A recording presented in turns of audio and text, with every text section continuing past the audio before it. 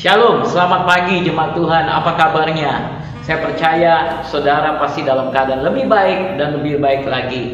Kita bersyukur karena Tuhan kita adalah Tuhan yang baik dan Tuhan yang menyingkapkan segala rahasia kepada anak-anaknya. Sekali kita ada di dalam Tuhan, maka Dia menjadi terang bagi hidup kita, dan firman Tuhan itu menjadi pelita yang menerangi jalan-jalan kita sehingga kita tidak tersesat di muka bumi ini. Saat ini begitu banyak orang yang terjebak di dalam kekhawatiran, ketakutan karena mereka tidak tahu apa yang bakal mereka hadapi di hari esok. Tetapi kita bersyukur karena firman Tuhan menjelaskan segala sesuatu kepada kita, bahwa kita berada di dalam kerajaan yang tidak tergoncangkan. Kita tahu firman Tuhan sudah katakan langit dan bumi akan berlalu. Segala sesuatu yang ada di muka bumi ini akan digoncangkan. Baik bumi maupun langit akan digoncangkan.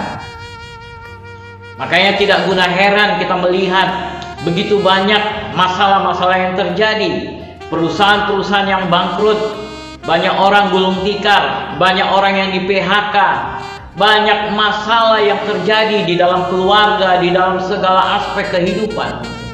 Itu semua karena sekarang ini sedang ada guncangan.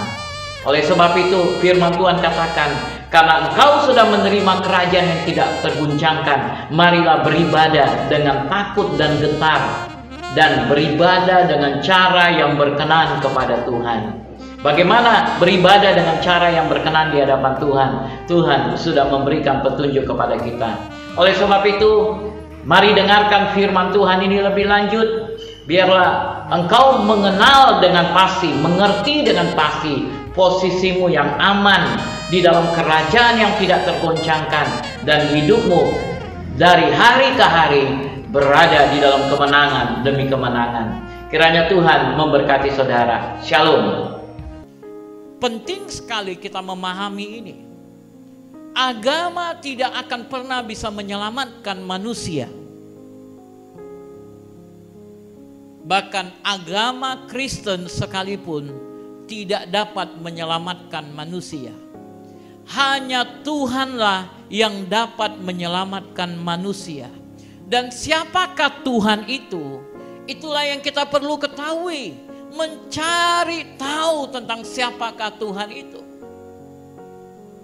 Kita perlu belajar dan belajar. Dan di dalam belajar ini kita harus selalu memiliki rasa ingin tahu. Rasa ingin tahu. Karena suatu kebodohan kalau kita menerima sesuatu tanpa menyelidiki lebih dulu.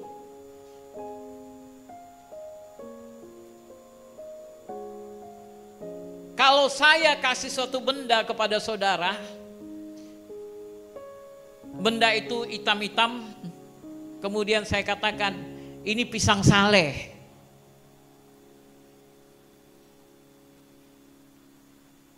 Kalau saudara ambil langsung masukkan ke mulut, lumat di mulut. Kalau saya mau ngerjain saudara, ternyata itu tai kucing, gimana?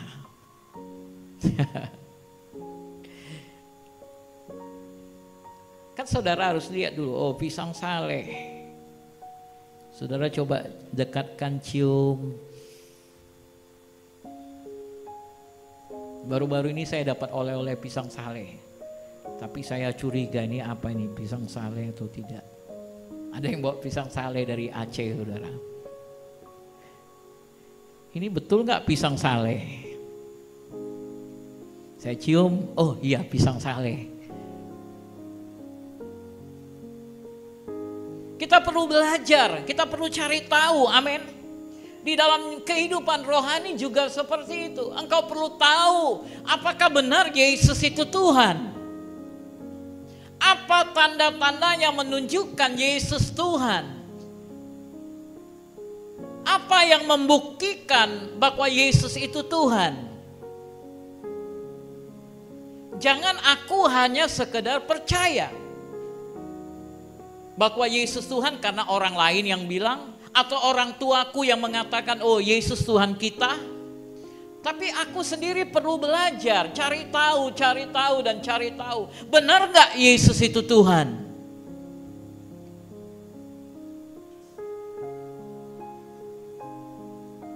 Tuhan berikan kepada kita akal untuk kita berpikir, mencari tahu, benar nggak Yesus itu Tuhan?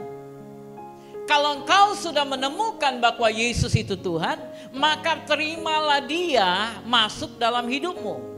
Terimalah Dia menjadi juru selamat di dalam hidupmu.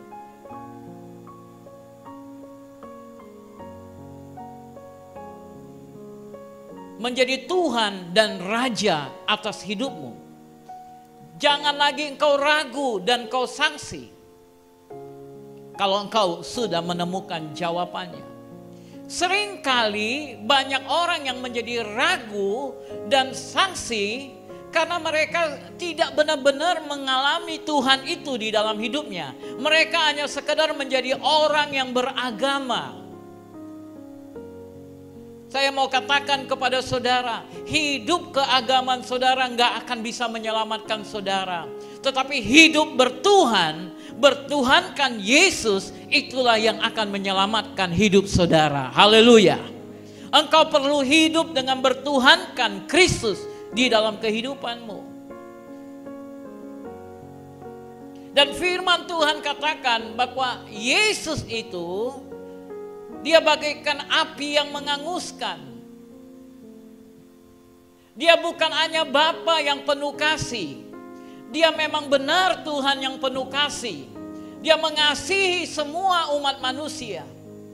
Dan firman Tuhan katakan dalam Yohanes 3 ayat 16, karena begitu besar kasih Allah akan dunia ini sehingga Dia mengaruniakan anaknya yang tunggal, supaya barang siapa yang percaya kepadanya tidak melainkan beroleh hidup yang kekal. Memang benar Dia penuh kasih. Saya sering mengalami kasih-Nya. Dalam hidup saya pribadi, saya selalu mengalami kasih-Nya. Bukan hanya selalu, tetapi hampir setiap nafas hidup saya mengalami kasih Tuhan yang begitu besar dan luar biasa. Tetapi engkau jangan lupa bahwa Dia juga adalah Raja di atas segala raja. Dia adalah hakim yang agung. Dia adalah hakim yang adil, yang akan datang untuk menghakimi semua umat manusia. Apakah jalan hidupnya sudah benar? Apakah yang dilakukan di dalam hidup ini sudah benar? Dan pada saat itulah dia akan menjadi seperti api yang menghanguskan. Seperti api yang menghanguskan. Karena firman Tuhan katakan jangan ada padamu ilah lain dalam bentuk apapun juga. Kenapa? Dia adalah Allah yang pecemburu. Dia tidak mau diduakan. Dialah yang esa. Dialah yang satu. Dialah yang agung. Dialah yang mulia itu. Dan Dia tidak suka diduakan. Haleluya. Apakah di sini ada orang yang suka diduakan? Para suami, engkau mau diduakan oleh istrimu? Para istri, engkau mau diduakan oleh suamimu? Kenapa? Karena engkau diciptakan segambar dan serupa dengan Tuhan. Engkau diciptakan segambar dan serupa dengan Tuhan. Itu sebabnya engkau tidak suka diduakan. Karena memang Tuhan itu seperti itu. Dia tidak mau diduakan, saudara.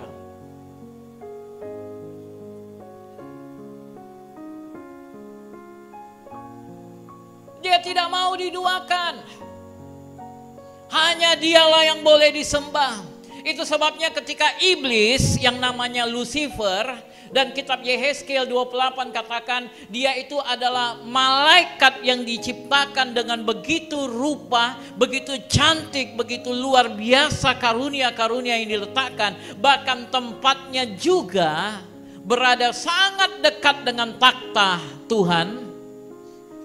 Ingin menjadikan dirinya menjadi Tuhan. Ingin menjadikan dirinya untuk disembah. Akhirnya dia dicampakkan ke muka bumi. Karena tidak ada yang boleh menjadi Tuhan selain Dia. Hanya Dia yang layak disembah. hanya Dia yang harus ditinggikan, hanya Dia yang harus diagungkan.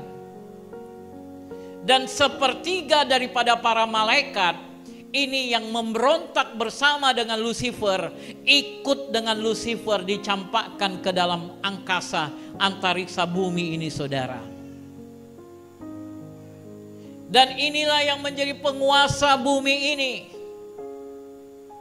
Menjadi penguasa bumi ini.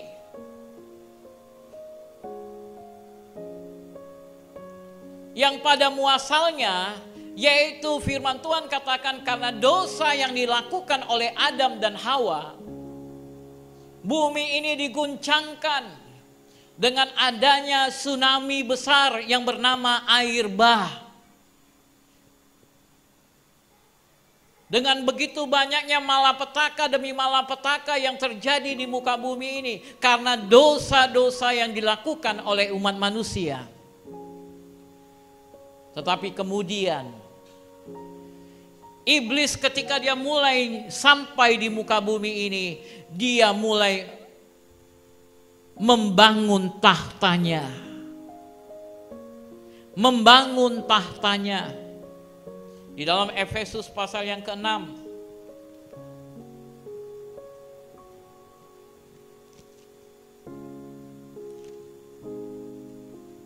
dikatakan di ayat yang ke-12, karena perjuangan kita bukanlah melawan darah dan daging, tetapi melawan pemerintah-pemerintah, melawan penguasa-penguasa, melawan penghulu-penghulu dunia yang gelap ini, melawan roh-roh jahat di udara.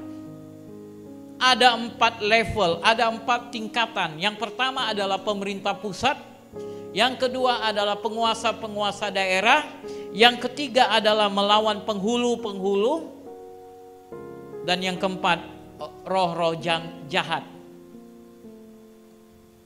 4 level pemerintahan. Ini yang dibangun oleh si jahat tadi.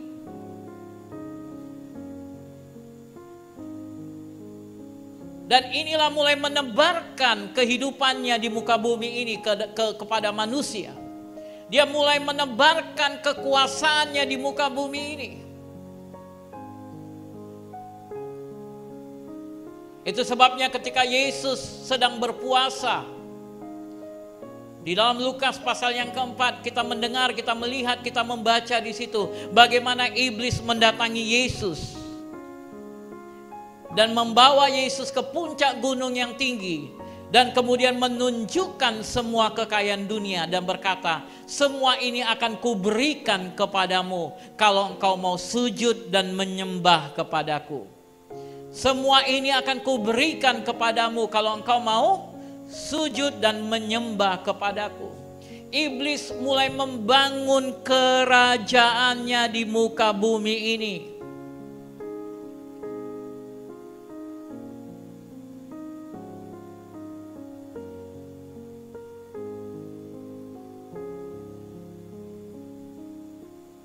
Iblis mulai membangun kerajaannya.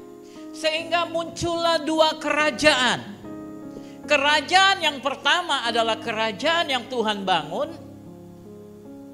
dengan menaruhkan manusia itu di Taman Eden dan menciptakan segala sesuatu dengan baik dan sempurna. Tetapi karena dosa, tertutuplah pintu kerajaan itu. Manusia dibuang keluar. Waktu itu suaranya hanya menggoncangkan bumi saja. Tetapi sekali lagi suara itu bukan hanya menggoncangkan bumi, tetapi juga langit. Karena apa? Karena kerajaan ini semakin kuat, semakin kuat, semakin kuat, menebarkan pengaruhnya kepada manusia yang diciptakan segambar dan serupa dengan Tuhan. Karena kerajaan ini mulai menebarkan pengaruhnya, sehingga membuat manusia itu lebih tunduk kepada iblis daripada kepada Tuhan itu sendiri.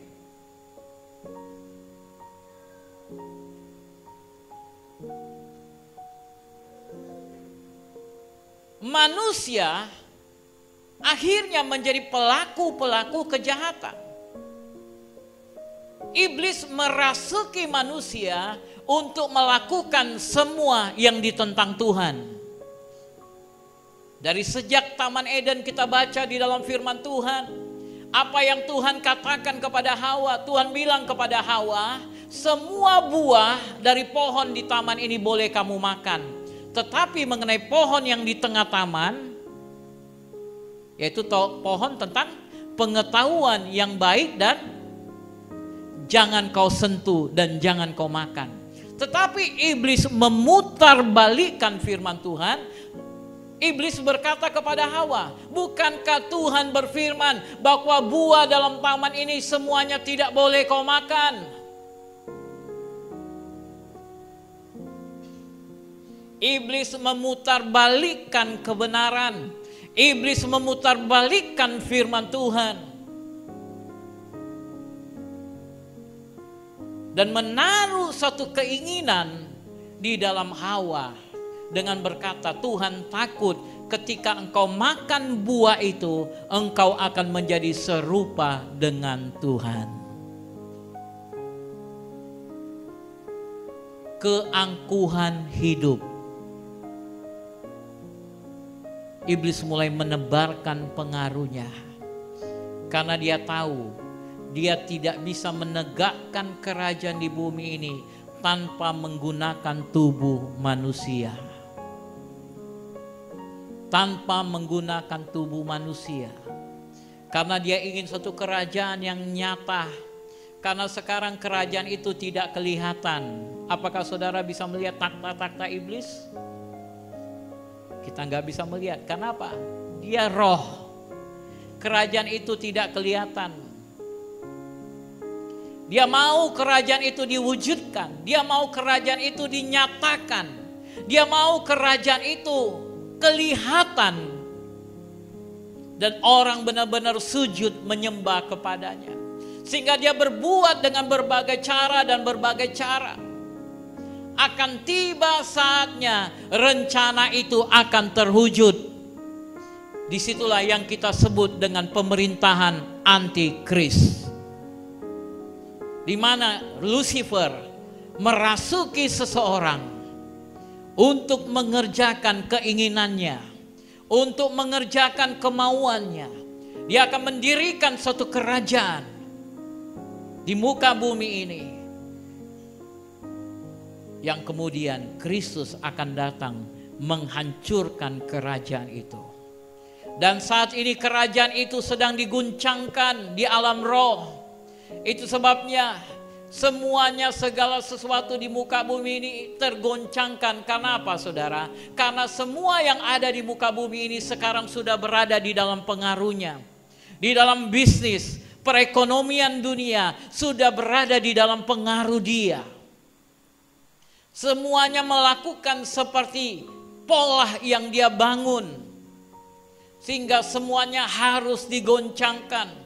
Karena orang sudah tidak lagi meninggikan Tuhan. Orang sudah tidak lagi mengagungkan Tuhan yang sebenarnya. Orang sudah mulai mengeluh-elukan manusia. Orang mulai mengeluhkan roh jahat yang ada di dalam memakai tubuh manusia itu. Itu sebabnya Tuhan sedang menggoncangkan sehingga orang boleh kembali kepada Dia. Karena kehendak Tuhan adalah sebanyak-banyaknya orang boleh berada di surga. Kehendak Tuhan adalah sebanyak-banyaknya orang boleh diselamatkan. Karena Tuhan sudah menentukan hukuman bagi iblis, yaitu berada di dalam neraka. Tuhan sudah menentukan neraka buat iblis. Tuhan tidak pernah menciptakan neraka bagi manusia. Itu yang perlu kau ketahui. Tuhan tidak pernah menciptakan neraka bagi manusia. Tetapi ketika manusia itu mengikuti iblis, maka dia akan terjerat bersama dengan iblis di dalam neraka itu. Itu sebabnya Tuhan melakukan segala cara untuk bisa membebaskan manusia itu dan mulai berseru kepada Dia. Salah satu cara adalah dengan menggoncangkan langit ini, saudara. Karena ketika langit ini digoncangkan, maka semuanya akan ikut digoncangkan. Langit dan bumi akan digoncangkan, karena memang sudah pengaruh si jahat itu menguasai bumi ini. Sehingga itulah yang terjadi saat ini. Makanya engkau jangan heran ketika engkau melihat segala sesuatu di muka bumi ini sedang digoncangkan. Itu sebabnya firman Tuhan katakan, jadi karena kita menerima kerajaan yang tidak tergoncangkan, marilah kita mengucap syukur dan beribadah kepada Allah menurut cara yang berkenan kepadanya. Karena engkau sudah menerima suatu kerajaan yang tidak tergoncangkan. Ini yang perlu kita cari tahu. Karena kita masih hidup untuk beberapa waktu lamanya di muka bumi ini, saudara. Akan tiba harinya Tuhan menjemput engkau ke surga. Tetapi untuk saat ini engkau sedang hidup di muka bumi ini. Amin. Jadi bagaimana caranya aku hidup di muka bumi ini, tapi aku bebas dari semua masalah yang tergoncangkan ini? Itu yang perlu kita pahami.